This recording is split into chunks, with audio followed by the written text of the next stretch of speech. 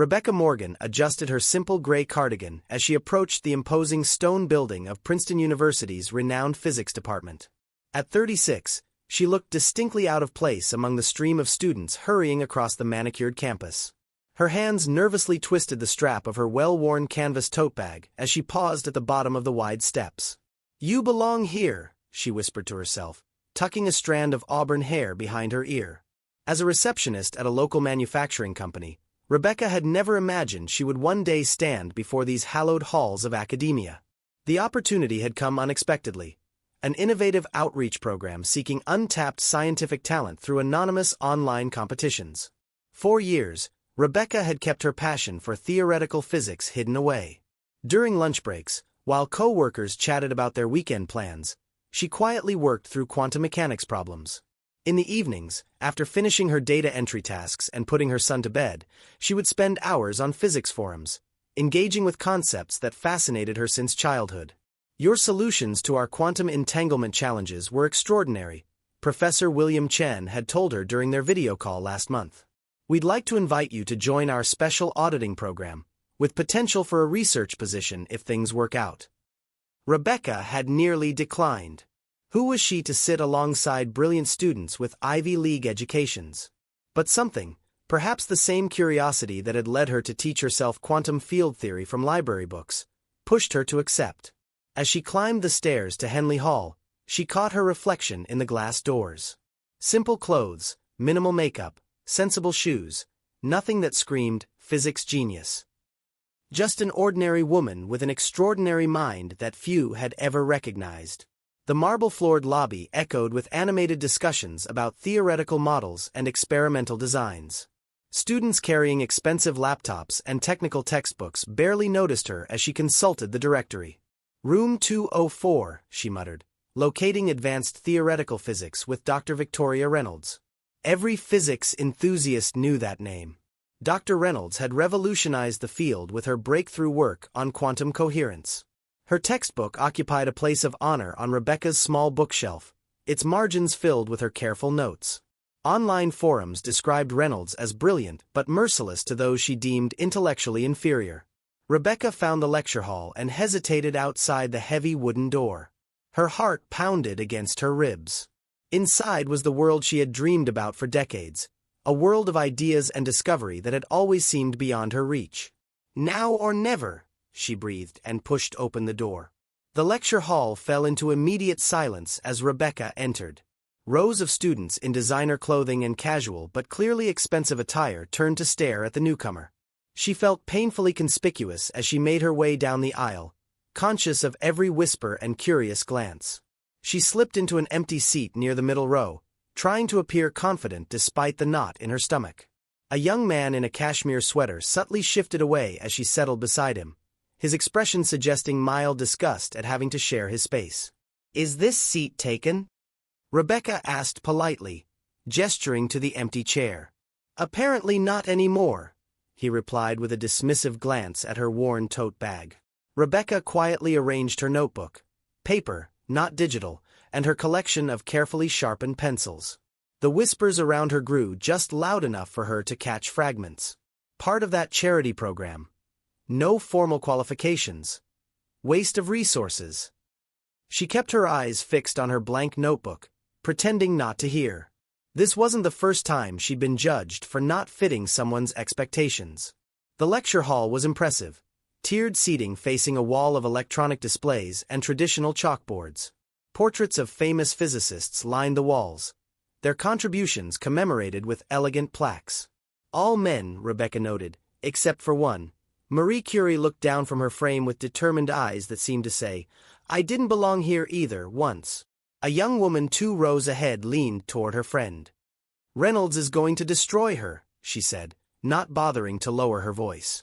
She made a doctoral candidate cry last week for misunderstanding basic tensor calculus. $20 says she doesn't last through the first equation, her friend replied with a smirk. Rebecca's fingers tightened around her pencil, but her face remained impassive. If they only knew how many nights she'd stayed awake working through Reynolds' published papers, not because she had to, but because the elegance of quantum mathematics filled a void in her that nothing else could touch. The main door opened precisely at 3 p.m., and the room fell completely silent. Dr. Victoria Reynolds strode in, her posture impeccable, her silver-streaked black hair pulled back in a severe bun. Her charcoal pantsuit and crimson blouse radiated authority. Behind her followed a younger man with kind eyes, Dr. Marcus Kim, who had contacted Rebecca about the program. Dr. Reynolds placed her tablet on the lectern and surveyed the room with piercing green eyes. When her gaze landed on Rebecca, something shifted in her expression. Surprise, followed by the faintest curl of her lip. "Welcome to Advanced Theoretical Physics," she announced, her voice crisp and commanding. "For those who belong here, this course will challenge you to the limits of your intellectual capacity." Her eyes returned to Rebecca. "For those who don't, the drop period ends on Friday." The implied message couldn't have been clearer. Rebecca sat up straighter, determined not to be intimidated. She belonged here, perhaps not by the traditional path, but by the one quality that should matter most, her understanding of physics. 30 minutes into the lecture, Rebecca was completely absorbed. Dr. Reynolds, for all her intimidating presence, was a brilliant teacher. Her explanations of quantum field inconsistencies flowed with a precision that made Rebecca's mind race with the sheer beauty of the mathematics. She scribbled notes frantically, connecting concepts she'd taught herself with the formal frameworks Reynolds presented. Occasionally, Rebecca would recognize a pattern or implication moments before Reynolds revealed it on the board, a small thrill coursing through her each time. "The conventional approach to this particular quantum state," Dr. Reynolds explained, writing elegant equations across the electronic board, "requires careful application of the Dirac notation across multiple dimensions." Rebecca nodded unconsciously. She had discovered an alternative approach to these equations last year, after weeks of late-night experimentation. A method that simplified the mathematics without sacrificing accuracy. "Something to add, Ms. Morgan?" Dr. Reynolds' voice cut through Rebecca's thoughts like ice. The room went silent, all eyes turning toward her. "No, Dr. Reynolds," she said quietly. "I was just following along." Dr. Reynolds' eyebrow arched. "Indeed. You find advanced quantum field theory so intuitive that you're nodding along like it's elementary arithmetic." A few students snickered. Dr. Kim, standing near the window, frowned slightly. "I didn't mean to," Rebecca began. "Since you seem so comfortable with the material," Dr. Reynolds interrupted, "perhaps you'd like to demonstrate how you would approach the problem I was about to present." She gestured to the board where a complex quantum equation sat unsolved. Rebecca felt her mouth go dry. The equation wasn't impossible. She could see the approach needed, but performing under the scrutiny of 40 pairs of judging eyes and Dr. Reynolds' icy stare was different from solving problems alone at her kitchen table. Rebecca hesitated. "As I thought," Dr. Reynolds said dismissively, turning back to the board. "This program may be admitting people without proper credentials, but some foundations cannot be acquired through amateur enthusiasm." Dr. Kim stepped forward. "Victoria, perhaps." "No, Marcus," Dr. Reynolds cut him off. "These students deserve to understand the difference between systematic training and dilettante interest." She turned back to Rebecca, her eyes cold with challenge. "Ms. Morgan, I insist. Show us your approach." The student beside Rebecca whispered to his friend, "This is going to be painful to watch." Rebecca closed her notebook slowly. The equation on the board was challenging, but she recognized its structure, similar to one she'd worked through in Reynolds' own published papers, which she'd saved for months to purchase. She stood, her legs steadier than she expected. The walk to the front of the classroom felt endless, each step accompanied by the weight of doubtful stares. When Dr. Reynolds handed her the electronic stylus, their eyes met briefly, and Rebecca saw it. The expectation of failure, the readiness to use her as an example of why outsiders didn't belong. Rebecca turned to face the board, the equation looming before her like a mountain to climb in front of an audience, expecting her to stumble at the first step. "Whenever you're ready, Ms. Morgan," Dr. Reynolds said, her voice dripping with false encouragement. "Or perhaps you'd prefer to return to your seat?" Rebecca raised the stylus to the surface of the electronic board. The quantum physics problem before her involved a particularly nasty topological quantum field theory with path integrals and a tricky renormalization requirement. She recognized it as an extension of a problem from Reynolds' recent paper, but with an added complexity that made the standard approach needlessly complicated. The silence in the room was absolute. She could feel Dr. Reynolds' presence behind her, practically radiating satisfaction at what she assumed would be Rebecca's imminent humiliation. Someone coughed awkwardly in the back row. A phone vibrated somewhere in the middle section. "Today, Ms. Morgan," Dr. Reynolds prompted, her voice carrying a hint of smugness. Rebecca took a deep breath. She understood the problem completely. Not just the mechanical process of solving it, but the underlying principles, the quantum landscape it inhabited. During those solitary nights working through problems by lamplight, with her son asleep in the next room, she had developed an intuition that went beyond textbook methods. She began to write, her handwriting neat and precise. The first steps were conventional. She set up the approach the way any trained physicist would. But at the third line, she pivoted, employing a substitution that wasn't obvious, one that elegantly simplified the convoluted math. Behind her, she heard a subtle intake of breath from Dr. Kim. Rebecca continued, her stylus moving steadily across the board. She wasn't just solving the problem. She was finding the most elegant path through it. Where the textbook method would require 17 steps of careful manipulation, her approach collapsed the solution path to 9. As she worked, a strange thing happened. The whispering stopped. The shuffling of papers ceased. The entire lecture hall seemed to hold its breath, watching as this ordinary-looking woman in her simple gray cardigan dismantled a complex quantum physics challenge with the precision of a grand master. 5 minutes in, she heard Dr. Reynolds' shoe tap against the floor once, twice, the only outward sign of her growing discomfort. Rebecca paused at a critical juncture, double-checking her work mentally, then proceeded to the final transformation. The last few steps flowed from her stylus like water finding its natural course, inevitable, elegant, perfect. She boxed her answer and placed the stylus in its holder with a soft click that seemed to echo in the silent room. Only then did she turn around. Dr. Reynolds' face had lost its smug certainty, replaced by something harder to read, surprise mixed with reluctance. She stepped forward, scanning the solution with narrowed eyes, looking for any error, any opportunity to reassert control. Dr. Kim moved closer to the board, his eyes widening as he traced Rebecca's solution path. "This approach," he said softly, "it bypasses Schrödinger's conventional method entirely." He turned to Rebecca. "How did you see this connection?" Rebecca clasped her hands to keep them from fidgeting. "The equation structure reminded me of Feynman's path integral framework. I noticed that if you transform the variables using a modified quantum operator, the nested integrals simplify considerably."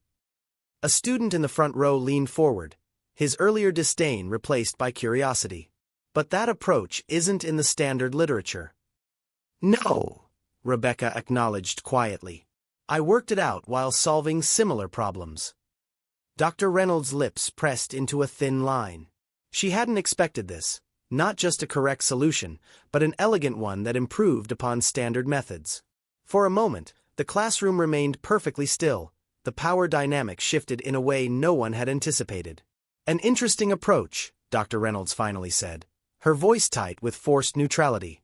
"Though unconventional methods can sometimes lead to errors in more complex applications." It was as close to an acknowledgement of correctness as she seemed willing to give. But Rebecca didn't need more. The equation was solved, the answer verified by Dr. Kim's approving nod. "May I return to my seat?" Rebecca asked politely. Dr. Reynolds gestured curtly, already turning back to the board, desperate to regain control of her classroom. But something fundamental had changed, and everyone in that lecture hall knew it. As Rebecca walked back to her desk, she noticed that the student who had shifted away from her earlier had moved his things to make more room for her. A small gesture, but symbolic of the larger transformation taking place. "Before we conclude today," Dr. Reynolds announced 20 minutes later, her composure fully restored, "I'd like to introduce a more challenging problem, one that illustrates the limitations of intuitive approaches." Her eyes flickered briefly toward Rebecca, and the message was clear: round 2. On the board, she displayed a new equation, far more complex than the first, a multi-dimensional quantum field with what appeared to be a degenerate boundary condition.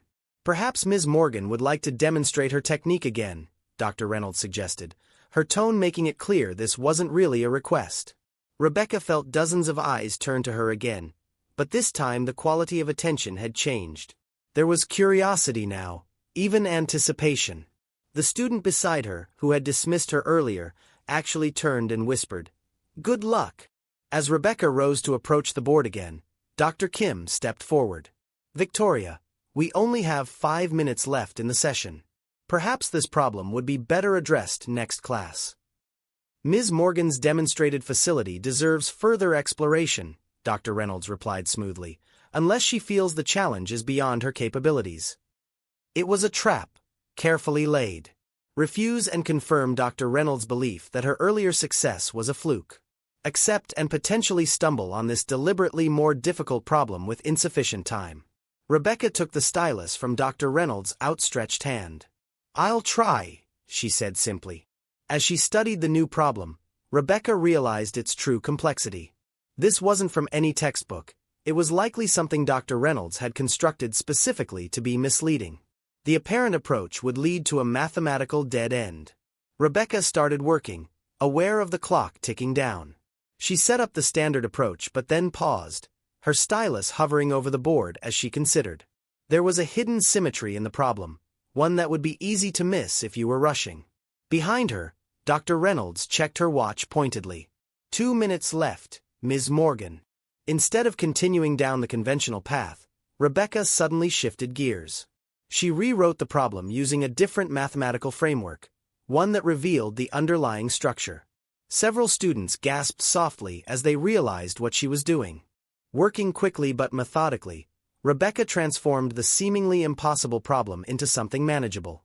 Her stylus moved across the board with growing confidence, each step revealing more of the elegant solution hidden within the deliberately obfuscated problem. Just as the clock hit the hour mark, Rebecca placed the final line, enclosing her answer in a neat box. She turned around, slightly out of breath, to find the entire class staring at her in stunned silence. Dr. Reynolds stared at the solution, her face unreadable. She stepped forward to examine it closely, checking each step with narrowed eyes. "That's..." Dr. Kim breathed, stepping closer. "That's brilliant. You recognized the embedded Klein transformation." Dr. Reynolds' jaw tightened almost imperceptibly. "A creative approach," she conceded, though the words seemed to cost her. Class dismissed. As students began gathering their things, the room buzzed with excited whispers. Rebecca returned to her seat, feeling strangely calm despite the tumult around her. "That was incredible," said the young man who had initially moved away from her. "How did you learn to do that without formal training?" Before Rebecca could answer, another student leaned across the aisle. "Could you explain that last substitution? I've never seen anything like it." Suddenly, Rebecca was surrounded by students who had ignored her just an hour earlier, their faces now alive with genuine interest. Even those who had whispered about her were watching her with newfound respect. At the front of the room, Dr. Reynolds gathered her materials, her movements sharp with barely contained frustration. Dr. Kim approached Rebecca with a warm smile. "Ms. Morgan, could I speak with you in my office? I believe we need to reconsider your position in the program." The buzz followed Rebecca into the hallway as students dispersed to their next classes. Some lingered, watching her with newfound curiosity as she spoke with Dr. Kim in a quiet corner. "What happened in there," Dr. Kim said, his voice warm with admiration, "was nothing short of remarkable. Your intuition for quantum theory is extraordinary." Rebecca tucked a strand of hair behind her ear, still processing the dramatic shift in how everyone was suddenly treating her. "I just see patterns," she said simply. "Physics has always made more sense to me than people have." A few feet away, Dr. Reynolds emerged from the classroom, her posture rigid. When she spotted Rebecca talking with Dr. Kim, her lips thinned, but instead of walking away, she approached them directly. "Morgan," she said, her tone formal, "your performance today was unexpected." It wasn't an apology, Rebecca hadn't expected one, but there was a hint of something like respect buried beneath the coolness. "Thank you, Dr. Reynolds," Rebecca replied evenly. "Your second solution," Dr. Reynolds continued, "utilized a transformation that isn't taught until postdoctoral theoretical physics. May I ask where you encountered it?" Rebecca met her gaze steadily. "I didn't encounter it anywhere. I derived it myself when working through problems in your latest paper. The standard approaches seemed inefficient. Dr. Reynolds' eyebrows rose slightly. For the first time, she seemed to truly see Rebecca, not as an interloper or an anomaly, but as a physicist. I see, she said finally. Well, I look forward to your continued participation in the course. With a curt nod to Dr. Kim, she turned and walked away, her heels clicking sharply against the polished floor. Dr. Kim smiled. Coming from Victoria, that's practically a standing ovation. As they discussed the details of Rebecca's potential transfer from auditing to a formal research track, students from the class passed by. Several nodded acknowledgement at Rebecca. One even stopped briefly. There's a study group that meets Wednesdays in the Physics Commons, he said a bit awkwardly. We could use someone with your insight. Rebecca blinked in surprise. I'll think about it, she managed, unused to such inclusion. By the time she'd finished her conversation with Dr. Kim and walked through the physics building toward the exit, word had already spread. Students she'd never met glanced at her with interest. A professor she passed in the hallway did a double-take after Kim greeted her by name. She wasn't naive enough to think one day had changed everything. There would still be those who doubted her, who would claim her success was a fluke or try to undermine her in other ways. Dr. Reynolds had relented today, but academic politics were complex and often unforgiving. Yet something fundamental had shifted. For the first time, Rebecca had demonstrated her abilities not in the safety of anonymity, but in the spotlight of public scrutiny, and she had thrived. Evening sunlight slanted through the tall windows of the physics building as Rebecca pushed open the heavy front doors and stepped outside. The campus had quieted, most students already departed for dinner or evening activities. She paused on the wide stone steps, taking a moment to absorb everything that had happened. This morning, she had walked into that building expecting, at best, to be tolerated as an oddity, the receptionist playing at being a physicist. She had braced herself for dismissal, for confirmation of the doubts that had haunted her for years. Instead, she was walking out with Dr. Kim's promise of a formal research position and an invitation to submit her alternative methods to the department's journal. Her phone buzzed with a text from her son. How'd it go, Mom? Did you blow their minds? Rebecca smiled, trying to imagine how to describe her day. How could she explain the feeling of finally being seen? Of watching the doubt in people's eyes transform into respect? It went well, she typed back. I think we might be making some changes soon. As she descended the steps, she noticed Dr. Reynolds exiting through a side door, heading toward the faculty parking lot. Their eyes met briefly across the distance. There was no smile, no acknowledgement, but there was recognition. Not as an intruder or an anomaly, but as a fellow physicist. Rebecca continued down the path toward the bus stop, her steps lighter than they had been in years. Today hadn't erased a lifetime of barriers or solved all the challenges ahead, but it had proven what she had always secretly believed. That true ability couldn't be defined by credentials alone, that passion and perseverance could open doors that seemed permanently locked. She belonged in that world of complex ideas and elegant theories, had always belonged there, and now others knew it too. For everyone who had ever been dismissed because they didn't fit the expected image of what brilliance should look like, Rebecca's quiet triumph offered a powerful reminder. True genius doesn't need permission to shine.